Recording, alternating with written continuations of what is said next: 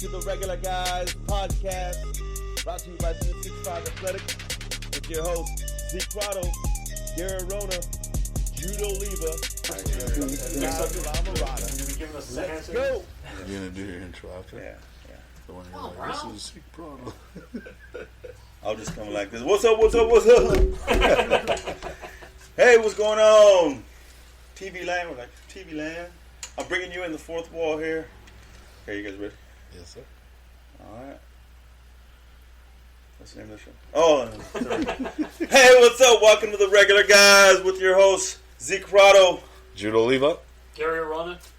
And again, we are the Regular Guys hanging out at the La Mirada Studios in La Mirada, California. Hanging out. And today we're going to have a little small talk, right? Recap of last week's show. And then talk about some of the upbringing in sports and then what was happening during that time period, man. 'Cause we grew up at different times. I think a lot of people really enjoyed that piece. There's a generational gap, you know, and when it comes to sports and upbringing and all that, how it's all changed. So, pretty cool deal. Evolved. And I'll be playing some Mario Kart while all that's happening. So, we'll bring it up a little bit later. So, if you're ready to challenge me in Mario Kart, let's go. So, well, yeah, sports this weekend. A lot of good football, right? You guys watched the college football yesterday? No? I missed it, but I saw the highlights. I wish Indiana. Oh, I almost called it. I was calling upset. They came on late. Yeah, then the other game that's interesting, the team's interesting, is Northwestern. Yes, sir. Yeah. You know, and I don't know if it's, because Wisconsin just, is still like out of the gate and they're still stumbling, finding their quarterback or whatever. But Northwestern is knocking people off left and right. Right. And I mean, they're going to get to the Ohio State, then it's going to be for real. But, at that point, sometimes confidence, keeps you in the game. Sure. Sure. And, they're really opportunistic and they play good defense. So they can stymie good old Ohio State. It might be a fun game. Yeah, usually, I mean, teams like Wisconsin, you talk about them coming in and trying to find their footing. Usually teams that are predominantly run heavy like Wisconsin don't have those problems because it's always easy to just there's a good answer just turning around and being able to hand the ball off and get 4 to 6 a pop and lean on that while you're going. But like you said, Northwestern plays some really good defense. They're really well coached. I think they're just one of those teams that that does everything right. And like you said, the confidence. I mean, you get enough confidence, you think you can beat anybody, and that'd be huge going into that Ohio State game if they're still undefeated and playing as well as they are. So that'd be really, really interesting. I didn't watch the game. And Notre Dame's a team. I'm not a big Notre Dame fan, but they're a team that continues to put some points up. They got a good quarterback. That Ian Book, he's a good quarterback. And he, like Mahomes, where he runs one way, throws the other, finds a way to escape. Unorthodox. Gets the first down when he needs it. I mean, he's a pretty good, legit quarterback. So, I just don't know. Notre Dame always gets there, and then they lay a golden egg. Yeah. So I don't know if they're gonna be able to carry that through. Well, they're a good squad. I saw them a couple weeks ago when they played Clemson in overtime. So. They were a good ball club, and when you look at it, Clemson, they had Trevor Lawrence was out. He was out for 2 weeks. He was supposed to be back this week. And everything got canceled. That game got postponed. But they got a squad when he's in there. I mean, they put some points up. So. I think even that game where they did beat Clemson, I don't think anything changes with Trevor Lawrence in there though. I thought Notre Dame did a good job of, they took some heavy punches in that game and kept their nose in there. They didn't falter. I think a lot of that has to do with having that experience at quarterback. I think Ian Book's I feel like he's been there 6 years already. But get an extra year. Get one more year. That was 7th year, but it's a whole different story. But you could tell that even when they took some of those punches from Clemson. They were doing a good job of executing. You saw Ian Book still kind of weather the storm and make some plays that kind of changed the game in that game. So there's not. You can't put a price on experience. I know that. And it's just like one of those guys. You have a guy like that who's a great leader. It goes a long way. Yeah. What about your SC? Well, they're 3-0. Like, let's not forget that part. But wait a minute. They backpedaled to 3-0. But they are not playing like. I grew up an SC fan, so obviously here in LA the expectations are a lot different. So I'm one of those kids that grew up and I've seen a lot of different eras of USC football, and nothing compares to the Pete Carroll era, obviously. But that's like John McKay and John Robinson had some pretty good seasons. Yeah, it seems like we got to go on the generational gap that goes outside of John Robinson.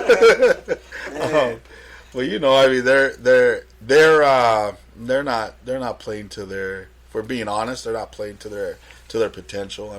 When you got that many number, top 5 recruiting classes in the country, and you're squeaking by Arizona, and Arizona State's a good team. But you're still squeaking by them. I think last night was probably the best game they played, and they still didn't look that good. Utah's, I feel like, is down this year a little bit. Yeah, they're not. Well, that was their first game as well. So you look at those things, and you're like, how good are we really? I like to see them perform a lot better, but it's coming from a fan, coming from the fan's perspective. Well, do you think their head coach is legit, or? No, I thought, and again, I think he's a great coach. I've seen him on staff since when they had Sarkisian and Kiffin. He's been through all the staffs and kind of just been a staple of the program. But I see him more as a sometimes even a coordinator, maybe even a position coach. But when I look at him at head coach, you still see some of the things that they were doing 2 years ago that was bad. The penalties, the lack Special of discipline. Teams, There's something missing. There's not. You don't see the passion and the fire. And I think, like I've always said, you take the personality of your head coach. If your head coach, isn't passionate and fiery, your team's probably not going to be passionate and fiery. If they're not one of those guys that have a chip on their shoulder, you're not going to have a chip on your shoulder. Yeah, so I've always even being a head coach of a team, I've always prided on myself on. I wanted my team to take the identity of who I was. So I think there's a little bit lack or disconnect there with the players. I know they really like him though as a man and what he's trying to do for them off the field and those things. You can see that is why they keep him on, and why he keeps getting those kids to come to his school. But I don't know. At SC, if you're not winning a national title, nobody's really going to be too happy. Top 5. Top 5. Speaking of SC, I saw JT Daniels. Oh, yes. Tear it up this weekend. Georgia? Yeah. I know we're bouncing around a bit in college football. We can't just talk completely Pac-12. We're going to ACC, SEC, Big Ten, all Power 5. But, yeah, JT Daniels. Yeah, he tore it up. He had 400 yards plus, 4 touchdowns. Mm-hmm. Excellent job. I think he was over 70% in completions. I got the privilege of seeing him live. Yeah. Not just watching him at Modern Day, but watching him up close when we got into some of those big passing tournaments at Buena Park. Yeah. I got to mix it up with him, and I was always saying, I watched him when he was, I think we played them when he was a sophomore or junior. And he would go up to the line. The coach would give him one call, and he'd walk up there and he'd check everything off. I was like, man, that's Peyton Manning. Omaha. He's up there, checking us off. He's picking us apart, and it was like one of those. It was just always impressive to watch him play. And I know he had a rough break going into his sophomore year where he tore his ACL, but he would bounce back and and do some good things. So it was good to see him back on the field. Is he a junior right now, George? Well, I don't know. Are they counting this year? No, they're not counting this year. So everybody gets a year. Are you kidding? So Ian Book's going to have 8 years? Right. So DJ Turner, wide receiver at Pitt. Hey, Arthur, you still got eligibility. Yeah, one more year. He's talking about it. The wide receiver from Pitt. He said there's 9 guys on that team that they could all return for next year. Oh, wow. Yeah, so they're feeling pretty good. So that's the conversation, right? So when it came out, the guidelines is that everybody's getting an additional year. I didn't know that. I knew they did it for the spring sports last year. Right. So if they're participating in spring, they're not getting that extra year. Something like that. It was some announcement that came out. Something to look into. Get the What? Yeah, if you want to move up the draft board, if that's what you want to do, or if you want to graduate and play as a senior grad. So early on, that was the big conversation was like, are they going to get an extra year or not? It's going to hurt some of the draft. And I think that's the big push is football, right? And I know some of the schools were saying, those fifth-year seniors that was going to get an extra year that wanted to come back, they were just going to say, well, goodbye. We got a whole class of kids coming up that we need to, they need to be part of the program. We need to be able to get scholarships out. Scholarships. And so, they'll say some schools will say goodbye to the seniors. Some schools don't have the luxury of doing that, man. They'll say, another year? Absolutely, man. And you might get some of those kids where they try, or some of those schools that push guys, and then and they transfer. They transfer because they get the extra year, like the graduate year, right? They get to come over and go help some of those teams, which will bring, I think, parity to all of college football, which I think is cool, anyways. Yeah. You got like a school like Liberty, right? It's making some noise. It's getting some of those kids. Coastal Carolina. Coastal Carolina. They've been on College Game Day. Yeah. Hey, you didn't pick us. Yeah. All of a sudden they're winning. Now they're getting picked every week. If you're ever out in the East Coast, down in Myrtle Beach, you got to stop by the campus. It looks like a Disneyland, man. It's right on the coast. It's right on the beach. Carolina. Coastal Carolina. You got to drive past and just be amazed. I mean, it's lit up. Even the parking lot looks like like a Disney amphitheater. And right on the beach, man. It would be a gold mine for any coach. Well, that's like Santa Barbara. Oh, yeah. I got up in the stands. You can see the water. I'm like, I wasn't even watching you guys play. Look, sailboats, the surfers. Somebody scored? Oh. Yeah, we've seen some cool stadiums. You guys have been around, right? I've been out to Notre Dame, seen that campus and stadium. It's been awesome. I would always visit campuses. Be down to UT, down to Texas, when Baylor, stopped there, South Carolina, Georgia Tech. Man, some of those stadiums out there on the East Coast. Man, Been to a lot. Yeah, I would always try and stop at it, just randomly if I was driving cross country somewhere, and I knew find a I spot. I would just pull up to the school and then go get my own tour. When the car started chasing you. Yeah. Lucky you were fast. Trying to think what school. Me and my nephew Michael, we jumped the fence one day to go play some catch with no football. Field? With no football, though, we were just out there, playing to throw touchdowns. We were in the stadium and Like a recruiting tour without the coaches involved. Yeah. That's cool. So a lot of cool stadiums out there. I wonder what's going to happen though with no fans in the stadiums. Just like, is it going to stay like this? Are we going to, because they shut it down this weekend. They said no. Yeah. We can't have All any the fans. spikes going on with all the cases. Yeah, I know for some of the players, they're like, it's just not the same, not quite the same experience. When you step into a stadium with 100,000 people, and now you're stepping into a stadium with Crickets. fake sound, booing to the home team. And then they got a limit on how much they can pump the sound in, Right. 75 decibels. So Yeah, that's interesting. A lot of players talk about it. Basketball went through it. That was interesting to see basketball like that when you're talking about stadiums or, are they going to keep it like that? Are they just, pro teams say, man, it's too expensive to have a stadium, or is it worth it to, keep it going? well, they're getting TV money. TV money, right? But think about it. All they needed is just basketball court, and then they had all the video board behind it. I mean, how much do you need all that stadium? Well, for the fans, yeah. For the fans, right? It's the income. But these are the owners. The owners really care about the fans. When you go into Dodger Stadium and you're buying a $17 hot dog and a but you need $25. Look at all the revenue they lost because they didn't have those guys buying the $25 hot dog. Because at the end of the day, it's all about the money, right? It's all about the money, man. It's all What are about we the gonna money. do? $20 the park. It's like we'd rather keep everybody home and watch it on TV instead of selling them a $25 hot dog. I doubt it. Yeah, it's all the experience. You get those sneaky dudes like myself, bring our backpack and my own hot dog. I don't spend money on nothing like that. I'll tell you where there was affordable snacks.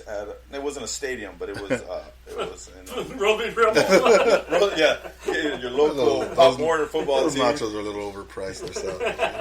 Yeah, they were too cheesy. Not enough jalapenos. Actually, I know people that used to, and maybe you can attest to this. I know there's people that used to go to Rebel Field when they were when the practices were on just to have dinner. Because in Rosemead, I won't say their names, but well, hey, that chili cheese fries, man, you can't beat it in comparison to maybe Rick's. That's one of my favorite chili cheese fries places. But a snack bar food, I mean, you just gotta have it. You gotta have it no matter where you're at, right? Absolutely. But going back to the affordable snacks at an event was the Masters in Augusta, Georgia. You went to that? I went to the day before. I didn't go to the actual Masters. I went to the warm-up swing. You went to the third round? The second round? You went to the warm-up? The kids were playing in the tournament is what I saw. But you get to see, they're all walking around like, they're getting ready. And each winner has their own house on the golf course somewhere. They have their own, where their family can come stay while they're playing. And that's where they stay. They stay on the Augusta golf course. They have... like a shop, and everything is wrapped in the Masters. Your cup, your hot dogs, and it's like $1 or $2. So you can go in there and just load up on snacks. You would think that it'd be expensive. I would have thought. No, everything outside of the Masters is expensive. The hotel, parking, John Daly autographs, expensive, man. Yeah, the whole place is just like there's tons of money going there. So it's all about the money, man. Going back to the money. Absolutely. Going back to the money. So, Absolutely. But speaking of food, my favorite chili cheese fries is Tops. Tops in Pasadena. Actually, I think you were the first one that ever introduced us to that. That combination. Tops. Yeah, I when I was my first year at Pasadena, I was the gopher because I was the youngest coach on staff, and so I'd get the lunch menu, right? And my head coach Dennis Gossard and Chuck Lyon, I'd have to take the food list. And so we had these two linemen that were our line coaches from UNLV. They both blocked for Icky Woods. They hated him. Right? Yeah, because Icky wouldn't practice. He's always in the training room. And then Saturday night he'd play, have the reporter talking to him after, and all the linemen, everyone hated him. He wasn't a player. He wasn't my guy. Icky was my guy. Yeah, on Madden.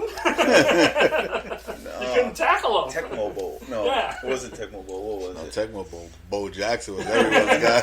That was my guy. Icky Woods. Yeah, so these two guys were just out of UNLV. One of them played at PCC for Goss, and he came back, and he brought, so they were guard and tackles. And so I got a list one day to go buy food, and I said, you're going to Tops. And so both of them said they wanted 2, chili cheese fries in the box.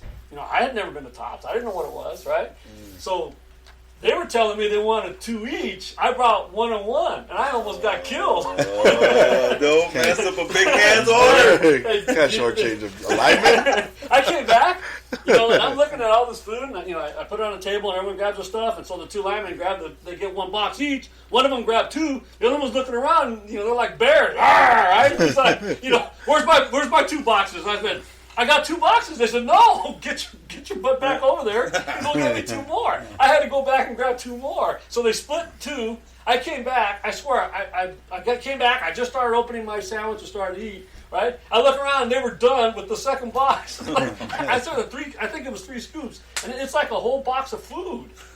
They were tremendous. Tops. I gotta try Tops. I don't know if I've been to Tops. I think you have. I'm telling you, the Tops the I've other been one's there. the How hats. far back we gotta Yes, go? the hat. The hats, chili hats? cheese fries with the Alright. strawberry on top. That's- Oh my god. That's a game changer. It's also an artery clogger, but if I'm going out, Park I'm going far away so you can walk. But if I'm going out, I'm going out with one of those. I know. We're supposed to be healthy guys. We're supposed to be healthy. But, Art, what's your favorite chili cheese fries, Art? Either Rebel Field or Rebel Field? Rebel Field chili cheese fries. Do they have Don't real sleep fries? on them, right? Yeah, they're my favorite. I'm telling you, man, Yeah, something they're- about You grew up them. there, Rick's. though, too, right? You had Rick's. a milk bottle when you were a kid, and then you had chili cheese fries when you were We try to make their after elementary practice school. run over there to get chili cheese fries, but they're gone every time. Rick's on Garvey. That's another place. Yeah. They have the chili, but it's like a red chili. Like Tommy's, like the running one. No, Tommy's a little darker, a little bit spicier. But this is like it's almost like chorizo grease they got in there or something. It's I haven't. They probably use lard. Probably it's fantastic. I've eaten at Rick's, but I've never had the chili cheese fries. Yeah. Had them from Jim's. Yeah, it's all right. Jim's Burgers. Yeah, that's all right. Depends which one, because they're classified. You guys know this from being with me. There's a clean one, right, which is on Valley. With eggs? Right, In the window? There's a clean one. There's a dirty one, right, which is right by Garvey. Garvey Intermediate, and then the dirtiest Jim's is the one by you. Yeah, and that one seems to be the one everyone likes the most. That used to be run by Armando. Mr. Jan and Armando, man, those guys used to run it right there, the burger place in Rosemead. But we used to go to the one in Valley, on Valley, because of the zucchini fries. Yeah, but also because they were on Wonder Years. Oh, yeah. They filmed it there? Yeah, they filmed Jim's at that, or Wonder Years at the Jim's. Yeah, what was that girl's that's one of our coach. Winnie Cooper. Our coach was. I'm trying to think of the coach that was in. He said he was in a couple of scenes, and in that film? Yeah, so a couple students from Rosemead, they were part of that scene, the gym scene. I don't know if anyone knew this, but we were in a movie. Remember? Oh yeah, we were. Oh yes, and I saw it. Father's Love. Or what was so it? We shot the pilot. But where'd you see it at? I never saw it. No. So we shot the pilot. Is what happened, right? It was for the American Family with Edward James Olmos. We were the pilot that they sold as the show. So What, people saw it? Right. So the actual episode was a female football player. What? Yeah. So he had daughters, and so. Remember the guy that we were smacking on the head? We jumped him. You guys heard him, man. You didn't know what Mexicans were all about. How many times did we did that scene like 14 times. The run back? Yeah, the run back. Right? Everyone dived and said, no, don't make it look so easy. Then we start blowing each other up. Right. No, that's too hard. You were clipping people. Yeah. We were all over the place. There was no flag. We must have shot that about 10 times, man. And every time it was like we had the same guys just running and colliding.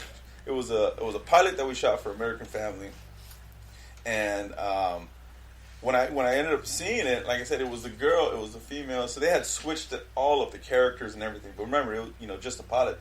They put it together so they can sell the show. Yeah. Yeah. Well, they paid the school $10,000. I never saw the money for football. What? That could have been. Yeah, I could count a number of things that school needed.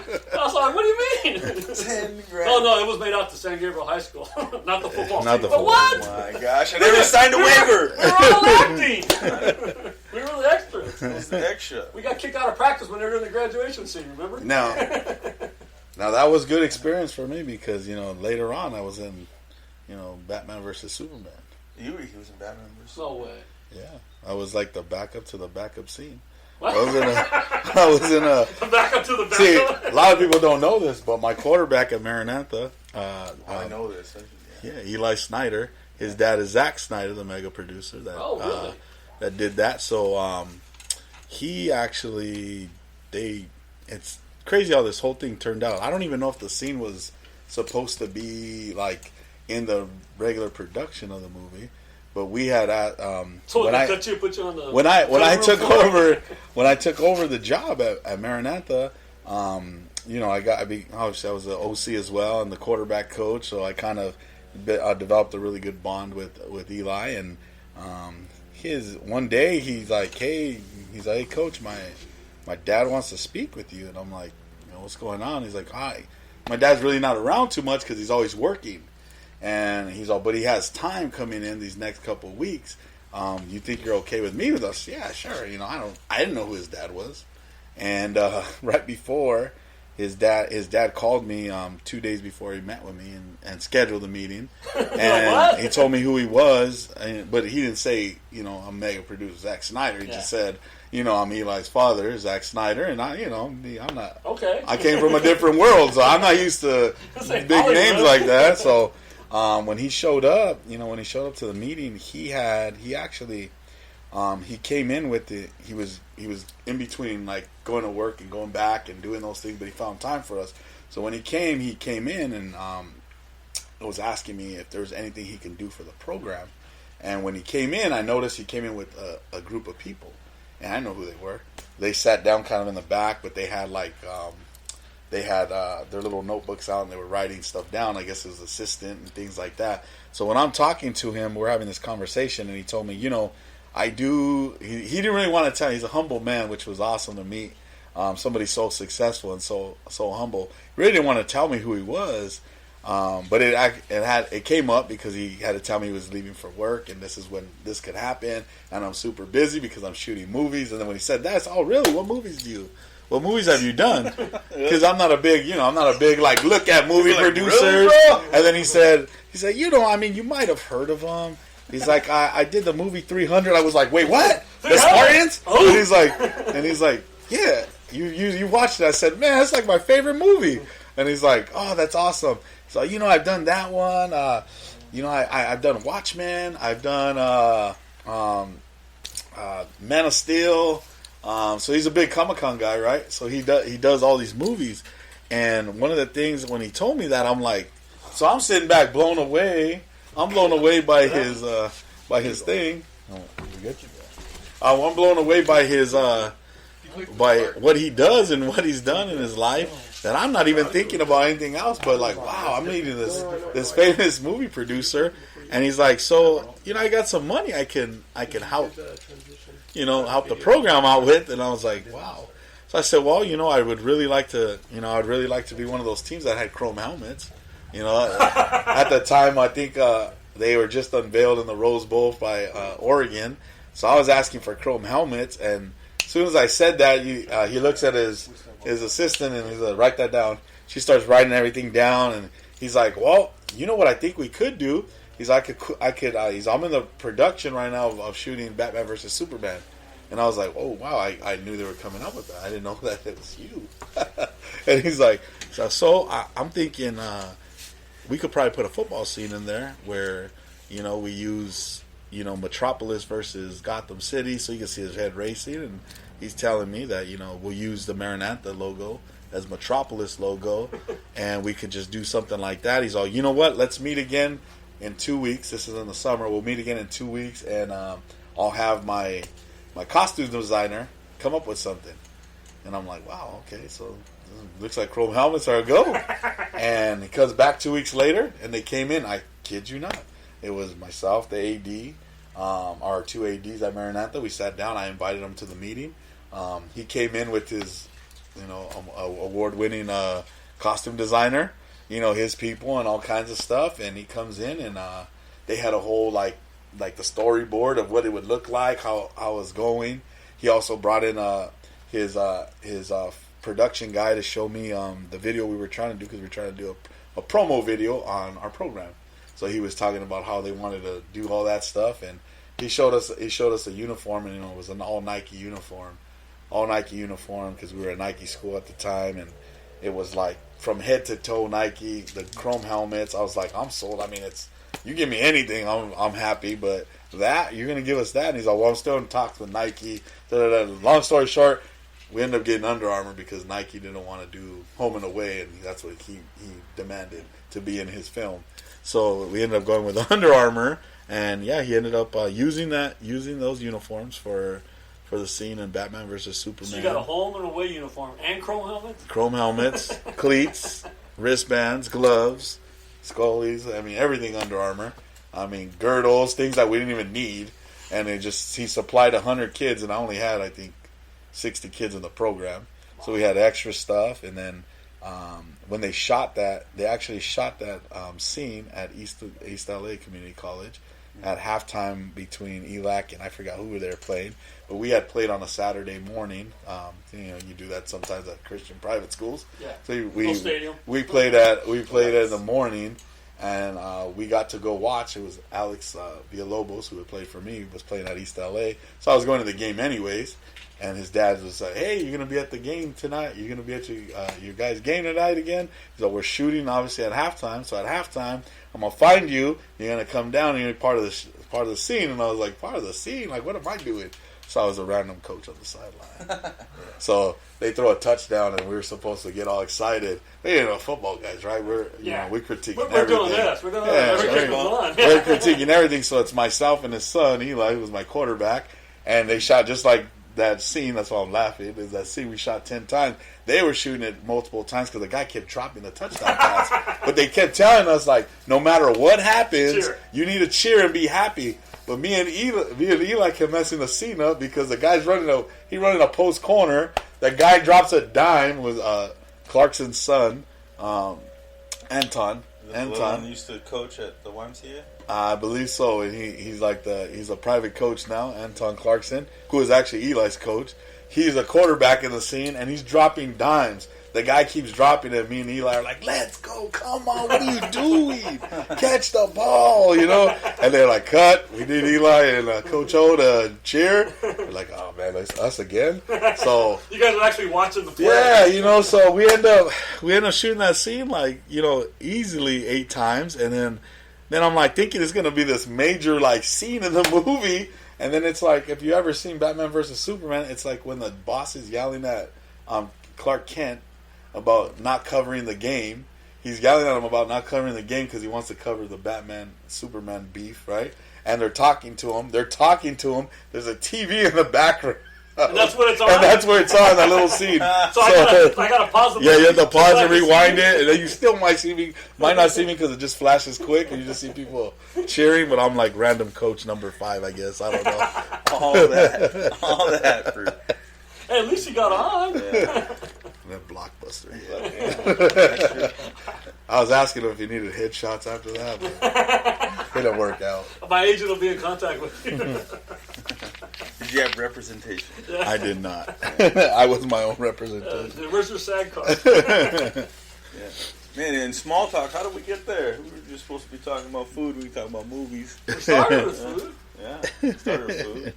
I'm going to bring it back to food because I had some excellent tacos down in Oceanside. A place called Sancho's. You guys ever been there? Sounds shady. Yeah. Oceanside, you got to go further south to get really good tacos. That's what I was thinking. I was thinking, man, I'm not too far from TJ, man. I can go down and get some tacos from, TJ and you get closer. But right there, it was good. Nice. And they have this whole, like, ambiance, when you step into the building, is like they take your order out of an old V-dub bug that's actually inside of the restaurant. Oh, wow. In And, Oceanside? In Oceanside. I've never been there. It's right on Main Street. Did you have to wear a mask? Yeah, man. It's like not what I was eating though. They were pretty good about it. Yeah. They didn't come over. When they said when you're not eating, put your mask on. No, they were okay with it. Did you drink a Mexican Coke with that, or? I had Cerveza. Mexican Cerveza. I had some Dos Equis. It was really good. I met with a buddy of mine. He's at Camp Pendleton. He's about 2 months from retiring. Right? 25 years in. In the Marine Corps? In the Marine Corps. Wow. Good for him. So he was just able to get away for a bit, and we're just hanging out, chopping it up. But him is Bobby too is his name, from Monroe, Louisiana, and I played football with his brother Osaro, and so from Louisiana. From Louisiana, so that's how we know each other. Me and O went to school with Dakota Wesleyan in South Dakota. Anyhow, so we became friends, and then he let me know that he was out here. He's stationed here he was here for 6 months, like in the last part of his retirement, and so I've been meaning to get on out there. Oh, so you didn't go for the quarterback coach yesterday? Both. I always try to do that, man. If I can, get another meeting in or connect with somebody, I'm multitask. Yeah. On the multitask. It's like if I can do that, then I'm gonna do that. If I'm going to Vegas, then I'm going to Vegas. 4 stops: Barstow, Needles, Vegas, and Hoover Dam. Gotta stop and say hi, right? Or grab the local food, right? Yeah, I mean, it's all part of it, right? It's all part of it. But I did go out there for the purpose of watching Danny Hernandez train some quarterbacks in Oceanside. Some private training. Yeah, quarterbacks, are they from that area, or are they from? Sure, from all over, man. There's kids from SoCal. There's High Desert. Kids are coming out. A couple kids from like that Capistrano area were out there. But it's just like you get all these Valley coaches, right? Danny's from Pico Rivera. You know, I'm out there checking it out. Yes, what's his name? Steve Barone. Steve Barone. He's like independent filmer. He does a lot of highlight videos for like Beach When he was a Report. kid. Yeah, he was He'll take rebel kids' kid. films and make it look similar. Yeah. So he's a guy from Rosemead area. Damn, these Rosemead guys so, got like, long reaches, huh? Yeah, so like his. They keep going, man, across the country. So, and these quarterbacks are coming from all over to train. And with Danny, and I was just checking it out, kind of seeing what's happening, what's new, what are the kids doing, what are they learning, what do they want to know, and that's what it's about, I guess. So we get started. Did you talk to him about the school I want to put together, the receiver school? Instead, everyone has quarterback camps and quarterback. I want to put a receiver school together. Because like, quarterback's got to throw to somebody, and the more you can throw to that can catch, the better off the quarterback's going to be. Right. I think there's more receivers than there are quarterbacks. Yeah, Very true. Right? Yeah, what, 10 on the team, 8 on the team, and then 4 start, maybe 5. right. And if My offense, you get 8. Yeah, you can practice now. You're almost tired, between reps. The shin splints go away, As soon as all this pandemic is over, we'll get it started, get it going. But it's just so hard with no available space unless you get your own patch of grass at home. Got a patch of grass? No, Got to buy it's one. not enough over there. No, Coach. and it's dying already. It's dying already. I'm getting in trouble. Hey, we'll just put artificial turf out there. You never have to water it. You're drought resistant. I'd like to put it out here in the front, but Diana would fire me. Try to make this as athletic as possible, so we get more things accomplished here. But you got to compromise with your wife. No, it's not a compromise. You're right. Yeah, you said it. Shit, You said it the other day. I didn't want to say it because she was kind of lingering around, but. Can't get a batting cage back there for Messiah. No batting cage. We have one back here in the grass area, but we're moving past. He played the machine pitch. He was a machine pitch the last 2 years, so we had the machine back here and a little net set up for him. I mean, before it was like he would just make contact and always hit in the area. It was nice, and it wasn't until second year, which was last year, I started getting a little power on him and. Hit the neighbors' windows a couple times, and I'm lucky my neighbor's all about sports, so he's like, "Hey, good hit, Messiah," from next door, throwing the balls back and stuff. Thank you, Tom. We appreciate you. But we're definitely that's something. He's so into baseball now that he's starting to look at like different things and trying to find different areas to try to get like a cage or something, something portable. I looked into. They weren't so darn expensive. I was looking into one of those inflatable ones. I don't know if you've ever seen them. They're selling them now. They're inflatable with little nets on the side. It's like a little cage within it, and take the air out and put it away. Build it back up the next day. But I haven't seen them. they're pretty cool. But we're trying just kind of going with whatever my son's into, and try to provide what's best for him and what he needs to keep succeeding. So. Yeah. Things to look into. Yeah, well, that leads us into our next segment here. We're just going to bypass the recap of last week's video and get right into upbringing, because when you talk about that, man, you talk about upbringing and what you were learning when it comes to baseball. What was that like? If it was Sandlot to what your kid's going through now, where you got all the bells and whistles, all the apparatuses, bands, bats that record your swings. Right. And your launch or your velocity off the bat and all that. Right. And that's intense. Yeah, when we were playing, T-ball, and we'd always have that tee that they would have to tape at the top because we would bust it up. Right. The duct tape is what kept it going.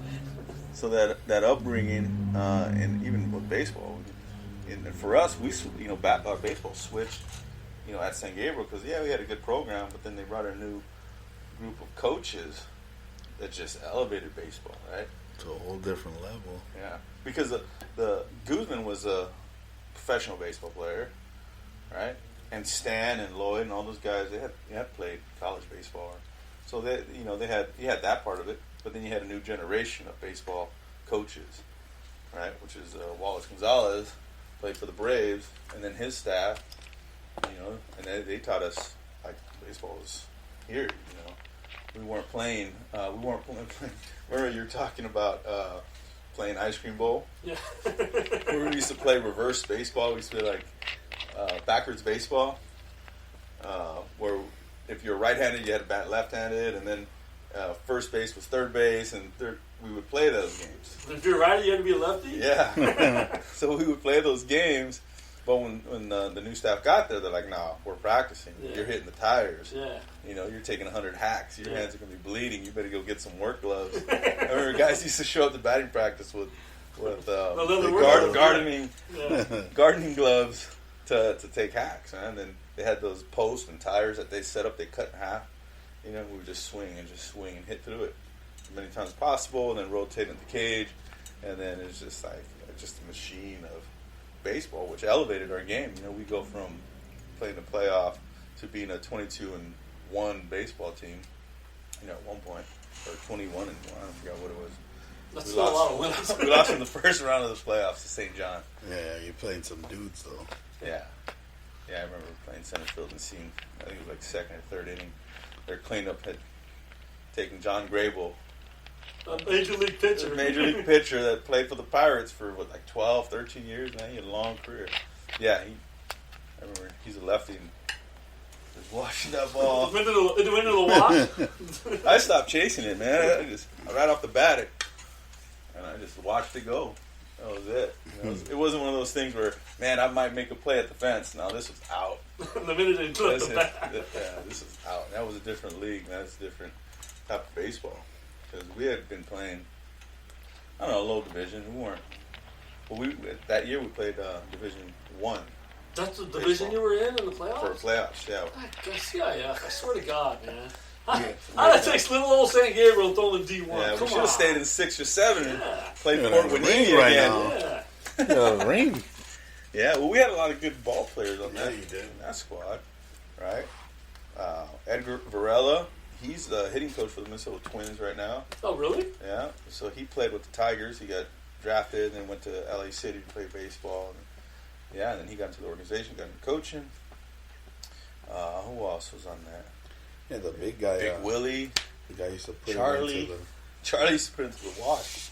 Yeah, sometimes onto the hill of the golf The course. golf course on the other side? Yeah. You get a backspin and put it in that was pretty the impressive. 14th That was green. pretty impressive. That's when I think I was watching. This is after I decided, I was just gonna focus on football and basketball. And I remember as new guys would come in, and I remember watching batting practice one day, waiting for the bus to come pick us up. I was like, I'm gonna stay here, watch some batting practice. They were having like damn near a home run derby. So when I realized, guys, the times have changed here at San Gabriel with the guys. We were getting in and playing. I was watching those guys hit into the wash. Guys like I've never seen anybody hit with Wallace until I seen those kids come in, and they were hitting them into the the football stadium alongside Wallace. So I was just like, wow, we're pretty talented here. Yeah.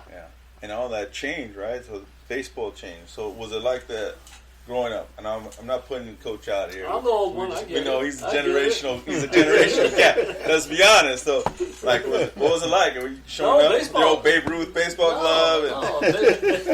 Baseball growing up for me was like, Little League was like every season. That's what you did, And it wasn't like specialized like nowadays. Guys have their own private coaches. They have their own backyard batting cages with machines and soft toss and all that stuff. It wasn't nothing like that. I mean, it'd be baseball season, so Little League would come around, and we'd have the Little League season, right? So if Little League was over, football would roll around in the summer, then we'd go to football. And if football was over, we'd go to basketball, and it would just rotate. And soccer wasn't around. Girls softball was just starting. I mean, when I played the 70s, I don't even think there was that many girls softball leagues. It was Little League. And if a girl tried to play Little League, everybody would throw at her head, and then she'd quit. So, sorry. Yeah. But that's the way it was. It is nothing like it is today. I mean, it wasn't like you were talking about, kids, getting drafted out of high school. It was with the internet, with everything that's going on, with how all the information is out there, I mean, there was none of that. Yeah, it was like, you were lucky if somebody discovered you if you were pretty good, It's like you were lucky. There was a lot of good kids that came out of the high school I played at. I mean, that's what John Glenn High School was known for, was baseball. They were a baseball school. We weren't a football school, I'll tell you that much. We went 3 games a year there. But baseball-wise, that's what people did. And we had some major leaguers come back and coach us that played, minor league baseball. And that's where I learned baseball from, was from a minor league catcher. He was good, Nick Klistoff. And he was one of the best coaches I ever had in baseball. I mean, he was really good. Not the level that Wallace was at, but this was the 70s, Yeah. I graduated in 1979. So, going through high school, I started 75, 76, 78, 79. And, people were still using wood bats, aluminums, there was no pop like there is now. Yeah. Aluminum bat sometimes hurt more than a wood, so you would use a wood. I mean, it was not like the game it is today. The throwing motions change. I look at all that old videos. I was watching a Babe Ruth video, and they're talking about how terrible of a hitter he actually was. Yeah, he had the most home runs, but he said he had the worst swing. His feet were together, and he would kind of like slap the ball. They showed video. I was like, man, that's amazing. But they weren't throwing 90 miles per hour. True. Yeah, and that one picture, he pitched 14 innings if the game was 14. He'd still be in. It's like a double hitter. Yeah, I got 2 today. Give me a couple more beers between games. Right. Yep, beers, and sit there be smoking cigarettes. Yeah, cigar. Plate. Yeah, they weren't athletes. Yeah, that's stuff like, it's interesting to just see all of that and like how it's obviously changed. Well, you want to hear something? Yeah. That you guys probably had no clue? I played with my freshman year. We had suspension helmets, no air, no bladders. Those old helmets that had like a leather thing inside of a strap. It looks like a jock strap, and it came to like a little. It was like 6 fingers, right? And there was a little rope on the top of it, and there was a piece of plastic that they would tie in there. Or a piece of rubber, right? And then the thing went around your head, and it was one of those where you put it on there, like it went on. You're like, okay, that's perfect, that fits, because it wasn't moving around, right? And there was no bladder, no air, no cushion. We only had the cushions here, and when you would hit, your ears would ring. I mean, because it was like, think about it. It was like a web of ropes, and then a helmet on top of it, a plastic helmet on top of it, and 2 rubber pieces on your ear pads. And that was it. Yeah. Yeah, I broke 2 helmets my freshman year because they were so old. I'm sure they were 1950s, right? They were so old that when I hit, the ropes in there broke. And so they had to get me, like with my 3rd helmet, and the 3rd one was too tight, and I always had like all these pimples and stuff right here from that leather thing that would come on you like this. It was just terrible. Terrible. And then my sophomore year, we got bikes. They threw all the suspension helmets away. We got bike air helmets. Yeah. That was the first year air helmets, right? So think about, think of like the FDA or whatever doing the test or whatever, right? So think about all these helmets that got approved or whatever. How many do you think failed with the bladders? So like you pump it all up, you're all having your first hit, all the air went out of them, and then they broke and they didn't have any extra, so you're playing with a helmet with no air. Oh yeah, it's all rattling around. I swear, half our team had busted bladders in our helmets, and we played the whole season like that. Nowadays, they won't let you play, unless you have a knock safe or whatever, guaranteed helmet. You got to have $1 million policy just to wear a hat. We were playing with ropes, and then we were playing with bladders that would pop the first hit you did. And you know how the bladder, it felt good. Then after it broke, your helmet's down here. I had like a constant cut on my nose every time I would hit because my helmet would crack my nose. You weren't hit with your head anyway back then, Coach. Come on. Hey, we were taught to lower the rocks like a missile. That's when you were taught to use your head. It doesn't make no sense. Now that we have the best equipment in the world, like we're playing flag football out there. I don't know. The rules have changed so much. Oh, yeah. It's just amazing how that Wow, the thought process was so backwards. Yeah, I've seen those helmets. My dad used to have a helmet, a suspension helmet. Yeah. And my older brother would wear it, didn't have a face mask. And he... Yeah, that's what it was. Yeah. It was the old 1950s, the leather, but then they put a face mask on it and made it plastic. That's all it was. Right. That was the technology back when I started playing. Yeah. You had that. But we had one that my dad had. For some reason, I don't know why he had it. And then my older brother would wear it. And then he would have me put on my football pads. And he'd blow you up with it. And he would like, all right. Did you get the ones from Sears? You get the Packers, and you get the little plastic shoulder pad. Halloween? Yeah. Halloween helmet with the plastic thing that would move up and down. Yeah, he would wear that. And then he would tell me, let's go. He'd throw the football at me, tell me one-on-one. I was like, oh, my God. I said, I have a helmet, shoulder pads, face mask. You don't have anything. He's like, I don't care. And he would run at me and just smack me. Like, full head, just all head, just bam. And that thing, when he said it smacked, it sounded like it cracked every single time he would hit me. Yeah, and it's like a ringing. Like, when I say, oh, your ear's ringing, that's when you knew you got hit hard. Every time you hit, it was ringing. You know, I was answering the phone. Hello? Hello? Right. Now they have helmets that track the impact. They track and the angle and send mom and dad a text message like pushing. Junior just got hit. he got ear hole and blindsided. Yeah, we better head to the field. Yeah. We better stop our dinner and put our wine away. I say, man, I mean, you look at it now. I mean, it's like I said. I mean, it's like playing flag football now. I mean, you can't touch nobody, you can't hit nobody. I feel bad. I mean, it's coming from a guy who coaches offense, but I feel bad for the guys who play defense. It's like, how are you supposed to tackle? You can't hit them here. You can't do this. You can't do that. You get fined for things. You get targeting, and then you can't play the game after. It makes it so difficult on the defenders. It's crazy. And then, like, you look at reactions, right? You're talking about parents. You said, the helmet that causes impact and record data and all this stuff, and the parents' reactions are so different. I remember I had my first concussion playing against Bell Gardens. Yeah, I know nothing about that. I'm playing quarterback, and I hey, take off. Fine. Yeah, hey. What game? What's your name? What you answered? I let you play. I don't blame you, Coach. I said ever since I was a kid and we played, right, it was like you got dinged, right? Like even though things were fuzzy or you blacked out, you're like, oh yeah, you got dinged. You see the star. Yeah. I just remember after I got hit. I mean, I kind of remember, right? I got hit in the back of the head. I ran. Took off running. I should have probably slid, right? But there's no things back then. It's fine. Only baseball players slid back then. So I try to take on two defenders, and I get hit. Somebody hit me in the back of the head, and I just remember the flash, and then that's it. And then I remember playing. I remember things were going very, very slow, which was better for me. The game slowed down? Yeah, which was better for me at quarterback because then I started completing stuff. But I played to the end of the game, and then they advised me at the end, to go get checked.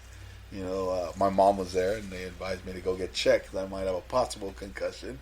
And my mom looks. I think if you remember this, but my mom was like, "Well, he wanted to play. That's his fault." Like that's the reaction. Matter of fact, that's the reaction we get now. You hear that now, and some parents are like, "Oh my God, he's got 10 attorneys lined up." And it's just amazing how things have changed so much, and just the things that as a coach you kind of hear now and go through. And when I played, when we played, it was so much different. But you gotta, I guess, adapt to the times. I'd like to get the perspective of women, right, that were watching high school football. You married a cheerleader, right? So she was out there cheering for you, hooting and hollering while you're getting your head, banged in, right? She loved it. Yeah, absolutely. Absolutely. They all did. And now that you have kids, right, and he's getting ready to play football, and she's like, I'm not. I don't think we want them to. I don't know if we want them to play that yet. That's kind of where we're at. It's the safest time to play nowadays. Man, when I played, we scrimmaged all day, every day. I mean, if we weren't hitting heads and cracking each other, like we were pussies. And now it's like you don't hit, you got one hard practice a day, a week, The rest of the time it's all patty cake till game night. Right. So if anything, it's safer now than ever because nobody hits. How many it's a game night and you see them all miss tackles and you wonder why. Yeah, there's terrible tacklers in the NFL, right? Yeah. You're talking about it's safer now, but it's not safe because you got guys on the other end that don't know how to tackle you properly, man. They're taking you up high, headlocking you, It's falling on the back of your ankles and your knees. What's his name? Damakasu. He's jiu-jitsu and karate, so he's karate chopping people. It's legal. Damn it, it's legal. You know, they had Damakasu, man. How do you do? They had to talk to him. They had to pull him aside and say, "Hey, man, you can't be using your karate technique." Yes, you can. It's legal. There's no. That's why you stomped that guy. Sportsmanlike conduct, illegal karate chop. There's no penalties like that. Come on. Yes, there is. Necessary roughness. It's unnecessary roughness, right? He's like karate chop. Illegal Drop kick. What's the penalty? Tripping? Yeah, you got to watch that one. Necessary roughness. You ever watch it, Art? Man, classic. There's some classic movies on safety that you should watch when it comes to. Don't let the parents watch it though. Jesus Christ! Did you guys do that video? The safety video for football? There is no safety for football. God damn it! It's football. It's football. You got blown up. Now on that, it got so touchy, you know, and then you're responsible for all these kids, you know, being a head coach and having that experience. I don't know, Art probably remembers this, but when we would, on the first day of like pads, when we would tackle, we would go through a whole tackling. First we would clinic and station. I would videotape it so that everyone saw that we taught them how to hit the right way. That was for evidence. That was just for training. That was your alibi. That was to, as they would say, CYA, right? Cover your assets. Right. And go through that. So we would film it. We would show the exact technique. So we would show the kids on film. Then we would go out. Then we would do it. Then we had the filmer film us coaching it, so that we had it all covered. So just in case anyone. So a bunch of people just rolling around on the grass, right? It's like, hey, look, everybody knew their head was supposed to be up. Now, when it came down to impact, I mean, hey, he lowered his head. So did he. I mean, I yelled at him. You heard me yell at him. Nice impact. Stop doing it. Right. Speaking of impact, so the college coaches expect the high school coaches, right, to coach their guys up, right? When you send them off to college, they gotta be ready to go, right? Mm-hmm. Right. So when I went up to school, if I could draw this up, they would put one guy here, one guy there, one guy there. They had these cones over here. You have a cone there, and then you'd have another three guys right there. Right? This guy was supposed to meet this guy there. Yeah, like 15-yard head start, man. Well, was this kickoff? And then he would go, right, those two guys would meet, and then this guy would come around the corner. Like 30 yards of just running, full speed, and they called it Tiger Alley. And everybody did it during the first, Hell Week or first week of camp. Like, this was like the tell-all here of initiation. So they were going. They called it. I said, man, this is the worst drill ever. I'm gonna opt out of this drill. What is that? I said, I'm gonna be the shortest cone right here with the least amount of impact. And Johnny, you're the next cone, and when it's time for us, we're just gonna run right past each other. We're gonna whip. Whoosh. But we used to see guys broken collarbones, guys get knocked out, mouthpieces. Yeah. I mean, I couldn't believe we were doing this. It was called Tiger Alley. So you guys that played ball with me in 01, you remember that. I said I would never run this drill, ever, as a coach. Man, there's a lot of drills that, they run now, like Oklahoma drill, but I would just condense it. Yeah, absolutely. I would condense it. Keep it within 7 yards. Right, because you get that running back 10 yards back, and the linebacker, and then the line's creating a hole, and boom, these guys are just crushing each other. Right? And then it goes the collarbone, then it goes concussion, starting to tailback is out. I've seen it. Yeah. Ooh, man. So, speaking of that safety, man, as a coaches, you got to be safe.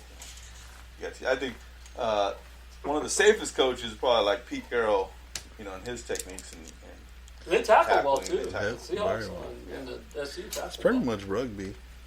Did you guys ever play bull in the ring? Yes, I did. Unfortunately. I don't know if you remember this essay, Gabriel, but we were freshmen and we used to when we got punished, if we ever got punished, or if machine gun. Two guys.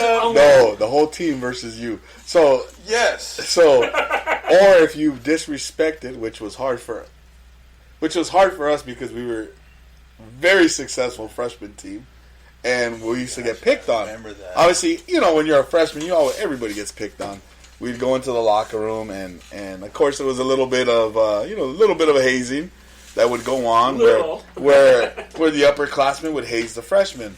Well, as freshmen, we didn't think we should be hazed because we were more successful than our varsity team, and we used to let them know, and sometimes we'd get in trouble for it.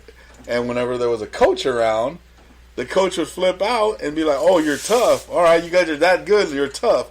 Then you're gonna come down and you're gonna be part of the machine gun." And they would line up the entire varsity team. Just like that, and they would unload on the one kid. Yep. So what would happen? They would just run right at him? Run at him, boom, you take the hit, you got to get the next guy. You fell down, they waited for you to get up, and then boom, you kept going. It Are was you rapid kidding? fire. It was boom, he's going. You better shed him off, shed block, Do you whatever. hit him, or do you just try to just Just hit him, and just like, the next guy's coming, so. Yeah, next guy, the next guy. And the whistle, he'd blow a whistle and go? No, he would just go on his own. Right. Also, even if you were stunned? You were getting cleaned up. Yeah. And then the last That's the guy, stupidest drill I ever saw. and then the last guy would wait. And then all that space in between, he'd still be back here. So he wouldn't go with the line?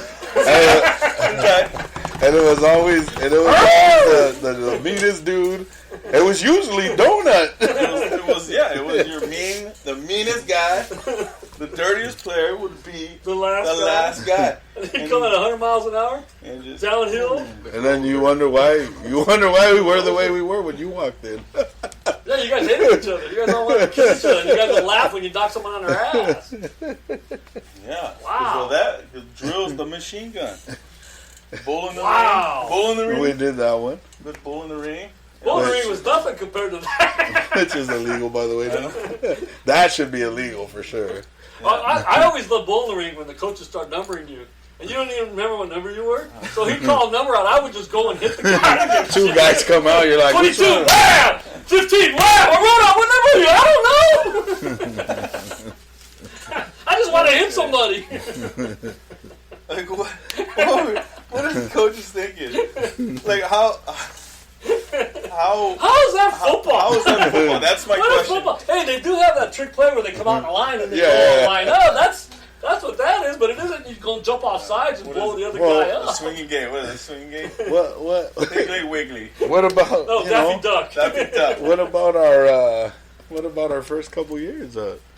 Playing Junior All-American, Yeah, we did all that stuff. where we would break the record every day. Oh, yeah. We just add minutes to up downs. Yeah. Like we would start practice. I don't even think we stretched, but we would just start practice in our stretching lines, and he'd be like, "All right, we're gonna break the record today, fellas," and it'd be like, How long would that take? That was easy. Well, the record It was was easy. it started like with 5 minutes, right? 5 minutes of up down, straight up downs. Then it started. Then we were getting tougher every time we stepped up, is what we were told, right? Yeah. You're a kid, you don't have a choice. So it's like, all right, I'm tough then. So then the next week it was like 10 minutes. Then the next week it was 15. I remember one practice we did like 30 minutes of up downs. Think about how many plays you could run and Not drills you could do in 30 minutes.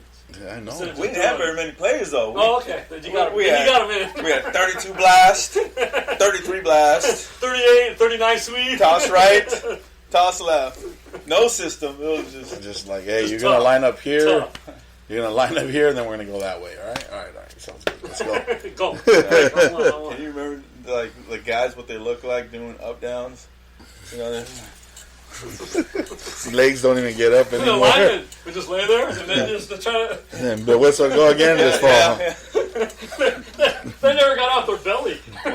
Once they hit, it was done. It was The done. linemen. I mean, we had didn't kids. deserve We it. had kids that just peed themselves because they couldn't go to the restroom. Yes. Because if we stopped the clock, we had to start over. Yes. So people just didn't say anything or just pee themselves in line doing up downs, and just by the time we were Why done, are it you dried guys so off. tough?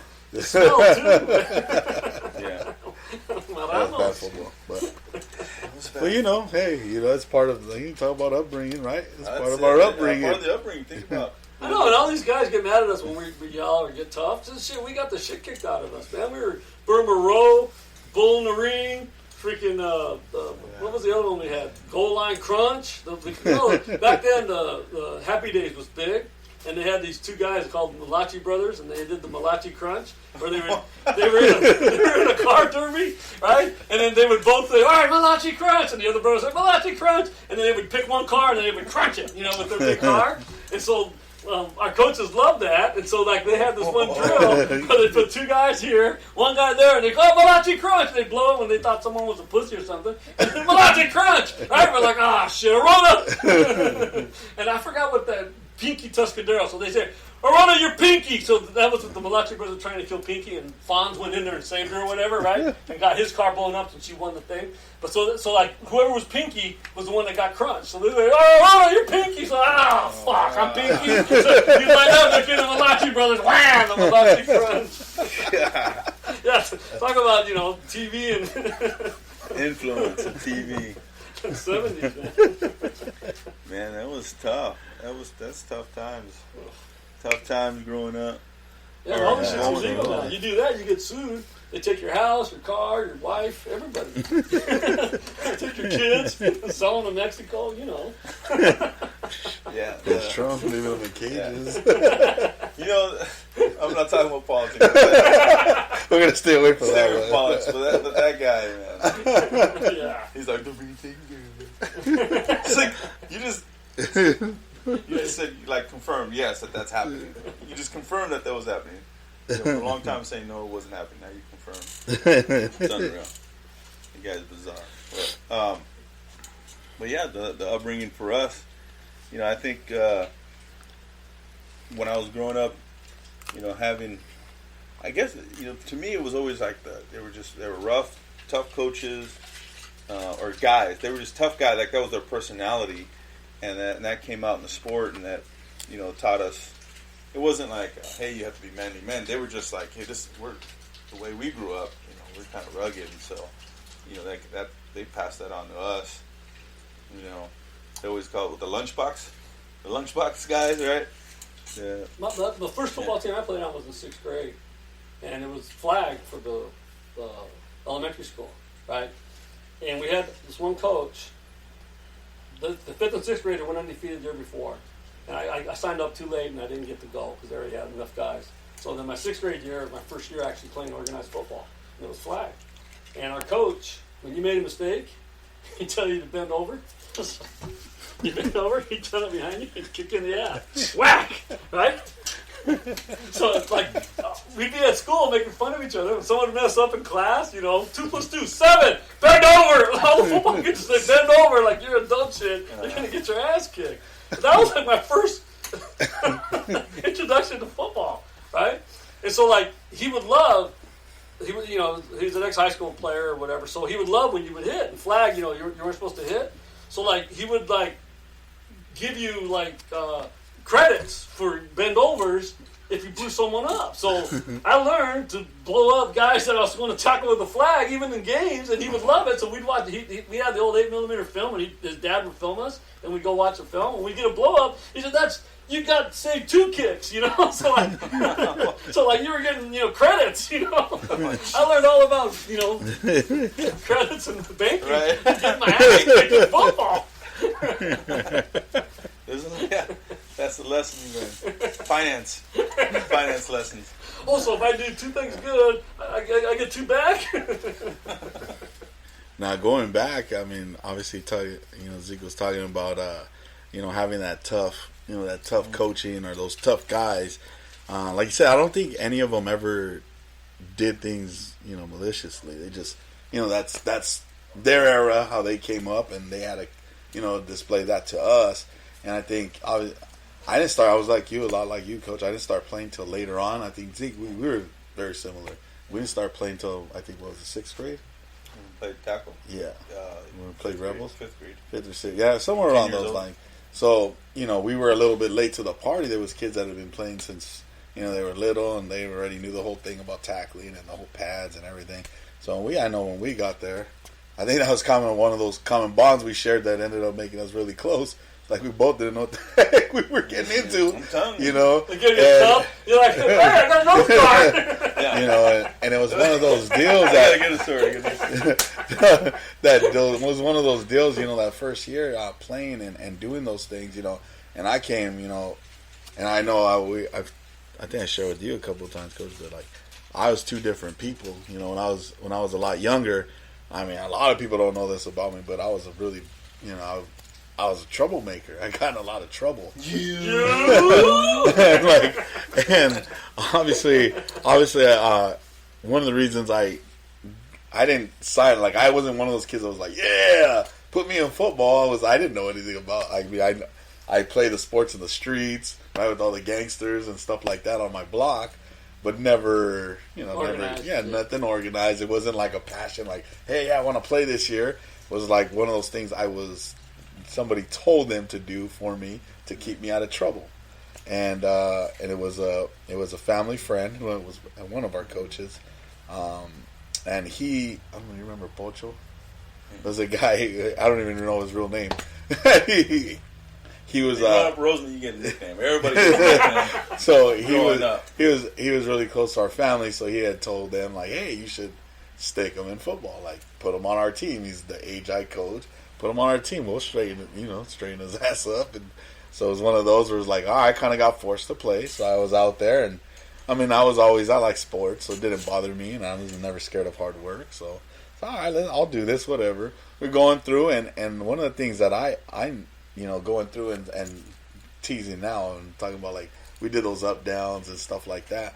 A lot of that stuff, as pointless as that was for me now as a coach and knowing and this being my profession, that was something that I needed at the time. I needed like discipline. I didn't have I come from a single father household. You know, I didn't have anybody, any positive male role models to go off. I never even got yelled at by a man until I started playing sports. So that year was like one of those like, whoa. Like, how do I take this? Like, this dude just yelling at me for no reason. I'm doing what you said. I'm running up. Like, I'm doing up and down. I remember thinking in my head, you know, it's crazy as it sounds, but in my head, the way I grew up around nothing but violence. So when he would yell at me, I was thinking in my head, like, dude, you're lucky you don't come to my block. Like, you know, like, machete with your name on it. Like, you know, like, that's how I grew up. So it was one of those things that, as pointless as it is as a coach and for football, it did a lot for me as a youngster to learn about discipline, to learn about like just being scolded pretty much, or having to take direction or order from somebody other than my mom, you know, or my grandma, you know, and or my gangster cousins who had me doing stuff that, you know, I wasn't supposed to, and not me, you know. So when as I go through those things, I look back on those things and I'm like, man, you know, they made me one, they made me a little bit more disciplined. Two, it gave me perspective on like males and like people who care about you, even though it don't seem like they do, like people caring about you and doing well, to see you do better. And then, you know, the part was I became really mentally tough, you know, and I didn't know that was going on, but it made me more mentally tough. So, you know, getting yelled at work or whatever it was, like, that never really bothered me. I was like, dude, I play Rebels, man. I thought my name was... He called me everything. Yeah, I thought my name was Pussy, because how many times has he called me that? You know, like, so it's one of those things that, like, I don't get, like, when people get sensitive about, like, things, and that's probably where... Yeah, you got desensitized. Yeah, like, real quick, like, just, like, bounces off. It's like, oh, I don't care, let's go on to the next thing. But it's probably something that I really needed at the time, and I did, like, now I see, even though it's pointless in from the football part, I see where it was very beneficial for, I know, myself. I don't know if you have kind of the same type of deal, but no, he didn't take yelling very well. Yeah. He wanted to fight you. Yeah. My mom yelled at us all the time, so I knew how to get yelled at. I had an older brother too, so he was always getting on me. My mom was like, she disciplined us, so, you know, when someone got on me, I'm always quick to, like, you know, yes sir, no sir, if someone gets on me, because I'll be able to be loose and hang out and screw around. But like if someone wants, like my mom points it out, like, hey, stop that. It was pretty quick, because you knew what was coming next. I knew they might get smacked by my mom, with a belt or the chancla or the curling iron extension cord. Yeah. So mom was, she always disciplined us, but I think that came from my dad, because he went to the military, so my dad was pretty disciplined and a football coach, so he loved football. So I think, like my mom saw that, and she would kind of be that, she'd be that father, because my dad passed away in '82, so I didn't really know him, but I knew, that like what he did, like I said, military football and all that. So she became the father in the family, and like she did try to discipline my older brother and sister, but they were to a point where they were already they were old enough to say no and sneak out and stuff like that. So I saw that, you know what I mean? Like I saw that discipline part of like my mom, and I learned, through observation a ton, right? People watchers and stuff like that. So, but when we played football together, and they were disciplined, they blew a whistle, man. I perked up, like what's next? How can I serve you? Am I supposed to be getting something? Did I not clean something well enough? Yeah. Stop pulling the weeds. Yeah, I was lucky that I had a dad. You know what I mean? I grew up with both my parents. And then there's something that I'd like to share about my pops. I wanted to play tackle because I played flag in 6th and I played flag in 7th. And I wanted to play tackle, and I was getting penalties in flag for tackling people. I was tackling people without pads, right? And if you went too low, or you hit him too hard, or you didn't really try to get his flag, right? And so, I told my dad I wanted to play tackle football, right?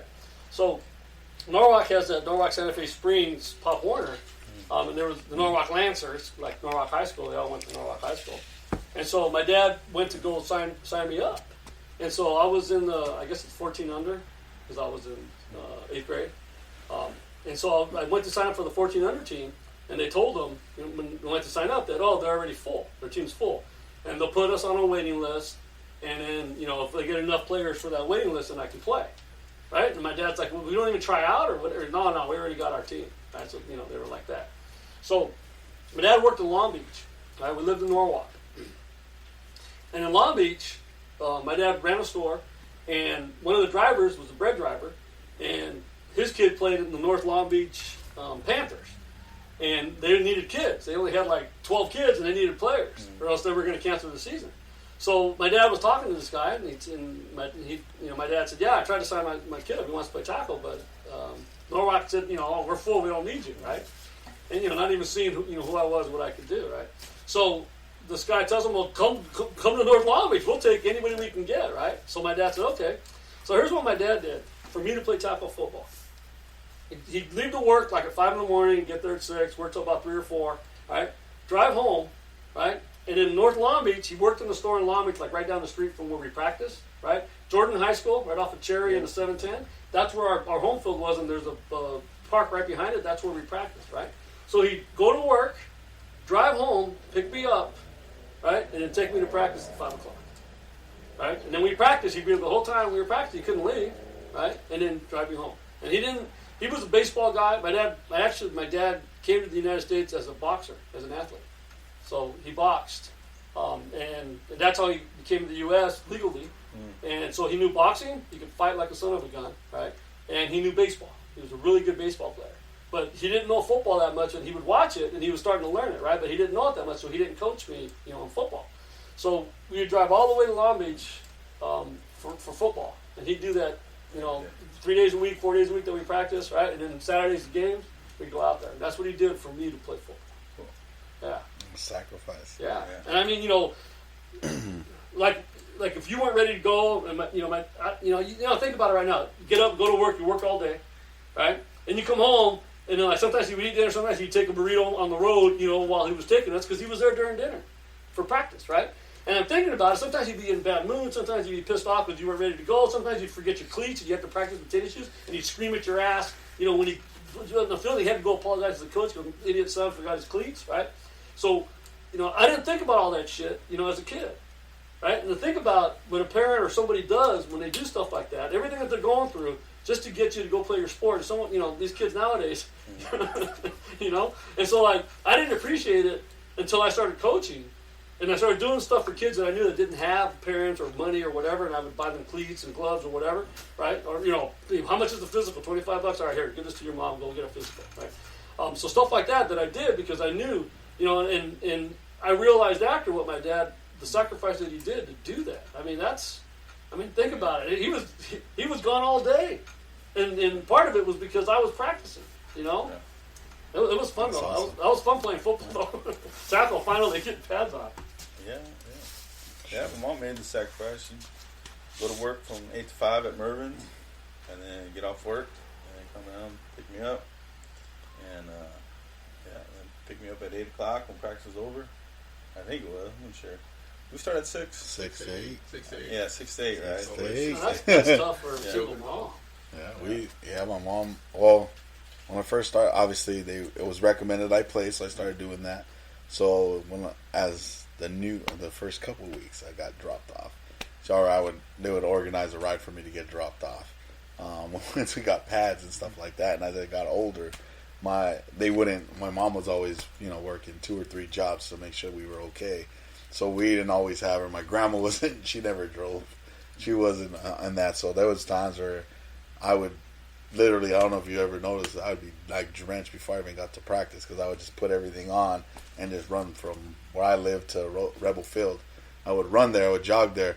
And as I would complain, though, like starting to jog, I started telling myself, "This extra work, like you'll be in better shape getting there and doing those things." So I think that's where little things like that is where I think I developed, where I never was scared to do extra stuff, or I wanted to do more because I didn't feel like I was doing enough. I think I developed that stuff by accident, to be honest with you.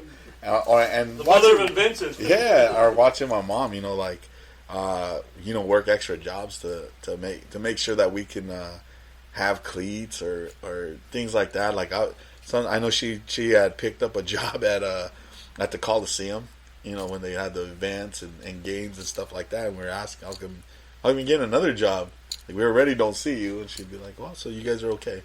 And never understood what that meant until as I got older. Cleats cost money. Yeah, everything, the little things. The physical cost money. So I've always been very, very grateful for those little things. And if it meant getting another job, my mom never really let us go without.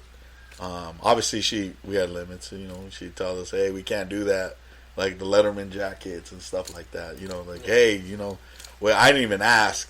Even though we're getting all these awards and these cool patches, I never even asked my mom. Like, to me, that was like something I don't even want to put her, because I knew what, and I knew she would try to go, do something for us. But I was like, you know what, I'm good. I don't need a jacket that solidified my career. So like that kind of was one of those things I never really asked her for. Make sure my brother got one though. I made sure I was working obviously, and I made sure like he got one. I made sure it was another kid, Isaac Valdez, who I coached, coach as well, who was amazing quarterback, 3-year starter for us at San Gabriel, and I know his family was in a situation where they couldn't afford it, so I actually bought both their jackets for them just to make sure they had it, because I remember what that felt like. So little things like that, I think, and when I share those stories, I always tell, I share them with my kids because, now they see a whole different side of life, and I try to explain to them that, not everybody's this fortunate, and there's people even more fortunate than you, but you guys don't have to worry about the stuff that other people worry about. So the least you can do is make sure that you understand and be appreciative of things like that. Say please and thank you. Look somebody in the eye. I think the first day I made my son come back and look you in the eye to shake your hand.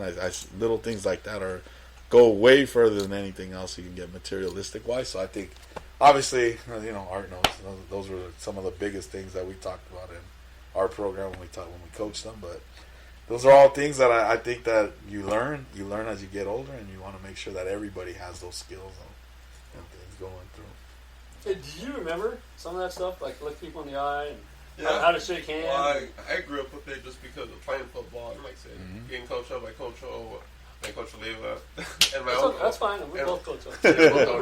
But yeah, like for me, I learned that really young, just because for me, just growing up in Rosemead. But I moved a lot when I was younger, so that was one thing that was really different. Being in Montebello, East LA, being back in Rosemead, back and forth, but going to school all in Rosemead throughout the whole time. So I learned that with coaching, but I didn't really play sports until I played for Rebels the first time. I played in Montebello, playing offensive lineman the whole time. My dad and my mom were like, to get out of here.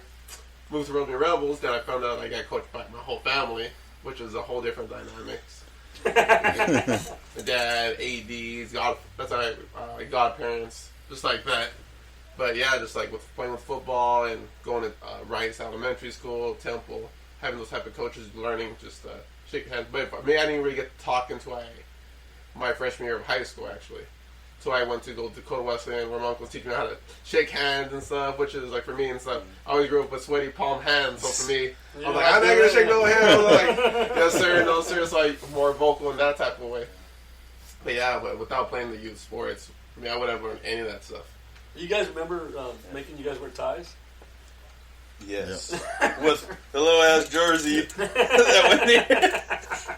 They're baggy. The white ones were.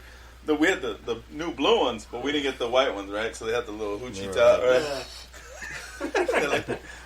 Yeah. So we wore a tie and then shirt underneath, and then it was like a crop top. But yeah, that stuff like that went a long way because none of you guys ever didn't know how to put a tie on, So I had a clip on. I think wore the. I clip on. No, I know how to tie a tie. Make sure after obviously high school, I still didn't have really anybody to teach you those things. I do. I grew up without a dad, but like my stepdad came into the picture a little bit later. But he's straight from Mexico, straight from the ranch. He's one of those dudes I still look up to, like hardworking guy, doesn't ever say anything, never says no, just puts his head down and grinds. But those things, I never really learned those things. So I know when you had told us we had to wear a tie, I'm like, oh my God, one, where am I going to get a tie?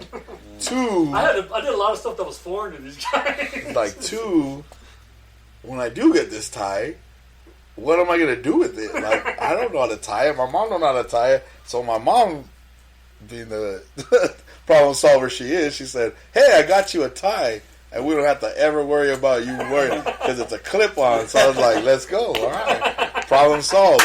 So I went through my whole high school career like that. And only until I got to college, I realized when they told me, like, the first time I had a press conference and they said you have to wear a tie and, like, do all this stuff, I looked at the coach and said, Coach, I don't want to sound like, hey, I don't even know how to do a tie. And he's like, what? You got to be kidding me. This is Alan Friesen. And he's like, you got to be kidding me. He used to call me Section 8. you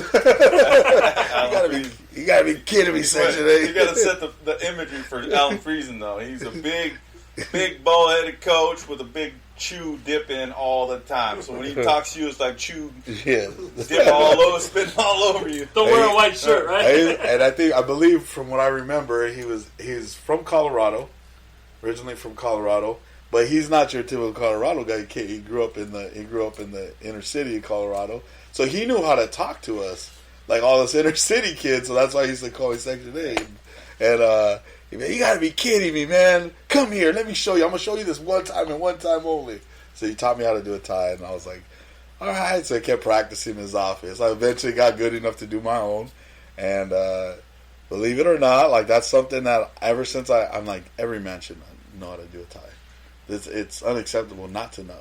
I mean, I understand the circumstances, but yeah, you don't need it, or you've never been. Yeah, but you need eventually. You're gonna need one. So when I got hired at Buena Park as a we call it Frosh Academy, which is an early intervention teacher, I was told to run the program, and one of the first things I could think of was teaching. Obviously, you have boys and girls in there, but teaching. I taught the girls and the boys how to do a tie. It was and they got graded on it. That was one thing they had to do. And then I taught both boys and girls about interview attire. And that's some of the things that they'd like, hey coach, we don't have any books in this class. It's like, trust me, the things that you guys need to learn don't come in books. and things like that. And it's crazy now to see some of them after doing it a couple of years and seeing some of them, go from at-risk kids to college grads or going into college, and then seeing some of them come. They would come their senior year. Hey, coach, can you go over me? I got this application. I'm about to apply for this job. Can you make sure I did this right? After the application come in like 2 weeks later, hey coach, I got an interview. You think we can prep on interview stuff? So we'd sit there during my break or after school if I didn't have practice, and we would do these things, and you see the kids succeed, and I was like, man, I wish these were the things that were taught, when we were younger. And there was a few classes that did that, so I wanted to make my class that way, and that's what I did. I didn't teach it for 2 years, and this year is the first year I taught it. Obviously, it's tough though because it's distance learning. So now that we went back 3 weeks ago, the kids actually get to see you in person. The first thing we did was said, "All right, you guys gonna learn how to do ties." They're like, "What? Social distance ties? Okay? You guys all stay at your splat guard station, and here's this tie. Still got a bunch of ties, like old ties that I use and do those things. They're disinfected though. Okay. Oh, okay. So I'm following protocol. Yeah. But I think those are those little things that you learn, and when people bless you with those, as what I call them, life gems, I think you're always appreciative of those things, and you like implementing those rules. Time was kind of like, you got to be kidding me. Then what killed me was like, I think other sports saw that we were doing it, so then the next season is basketball, and all of a sudden the basketball coach wants to do it. Yeah. Now I'm like, all right, clip on, here we go, dust it off, let's go. You're back in business. Let's go. But it was cool because people knew, like, if you didn't wear the jersey, even if you didn't wear the jersey, the tie like kind of said something special about you, I think. It's not changing the culture. Yeah. My experience with ties and interviews and jobs, and I always tell the kids, if you need me for a reference, call me. Put me down as a reference, man. I will pump you up and you get the job. It's like, it's nothing on me, It's not going to affect me if you go and do a shitty job as an employee. It's on you. It's on you. They're not going to call me back and say, hey, man, you sent me somebody's not working hard enough. They're not going to do that. Right? So, True. Yeah, absolutely. So if you need a reference, give me a call. I will vouch for you. Yeah, call him. Yeah. Give me a call. So, well, hey, man, I think that's some good insight to our upbringing. And again, this is the regular guys, and we're still getting our, our intro out. Who we are as regular guys, and the program is going to change. Hopefully, we can keep our producer here. I missed the first part of the video. Yeah, that's on me.